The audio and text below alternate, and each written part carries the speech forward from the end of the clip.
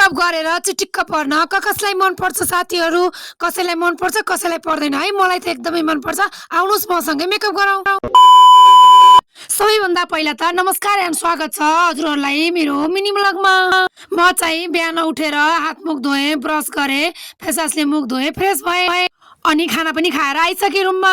म चाहिँ अब स्कुलको लागि तयारी हुँदैछु साथीहरू। ड्रेस पनि लगाइसकेँ र अब म लाग्छु मेकअप गर्न।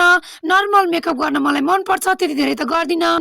ल हेर्नुहोस् है, मैले मेकअपमा के लगाउँछु यो सबैको नाम म मेकअप गर्दै जाँदा हजुरहरूलाई भन्दै जान्छु। लगाउन सुरु गरेँ। सुरुमा त मैले जोन्सनको मोइस्चराइजर लगाएर मजाले मसाज गरेँ र एकछिन सुक्न दिएँ।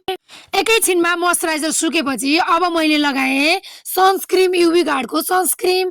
यसले चाहिँ स्किनलाई चाहिँ घामबाट डढ्नलाई बचाउँछ।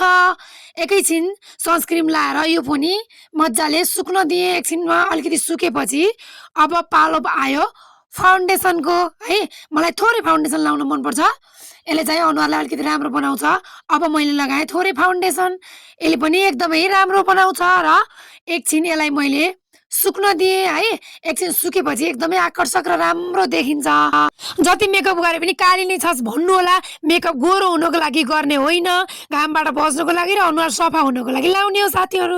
अब पालो आयो लिपस्टिकको। मैले चाहिँ लिपस्टिक चाहिँ रेगुलर लाउँछु है, पहिला चाहिँ लाउँथेन। आजभोलि चाहिँ लाउन मनपर्छ मलाई, लगाइरहेको हुन्छु। जसले जे भने पनि मैले लिपस्टिक लाउन चाहिँ छोड्दिनँ। अब मैले लिपस्टिक पनि लाएर एकदमै आफूलाई आफैले राम्रो लागिरहेछ है। यसपछि भने मेरो पालो रह्यो पर्फ्युमको। पर्फ्युम मैले रेगुलर हान्छु, कसैलाई मन परोस् नपरोस् मलाई एकदमै मनपर्छ। यो पर्फ्युम चाहिँ मलाई मेरो भिनाजुले विदेशबाट ल्याइदिनु भएको थियो, 1 वर्ष भइगयो, अझै पुगिरहेको छ है। मैले पुरै हानिरहेको हुन्छु कि। अब लास्टमा कपालको पालो। मैले चाहिँ हेयर सिरम लाउँछु, जहिले पनि कपाल स्ट्रेट गरेको थिएँ पहिला। त्यसपछि मैले हेयर सिरम रेगुलर लाउँछु र कपालहरू दामी पारामा कोरेर हल्का बाने। अब म चाहिँ स्कुलको लागि रेडी भइसकेँ साथीहरू। मेरो फाइनल लुक चाहिँ यस्तो देखियो। हेर्नु, त्यति राम्रो नदेखिए पनि मेकअप गर्दा चाहिँ मलाई एकदमै सफा र क्लिन लाग्छ कि आफूलाई। म चाहिँ स्कुलको लागि हिँडेँ। Bye bye everyone, thank you for watching.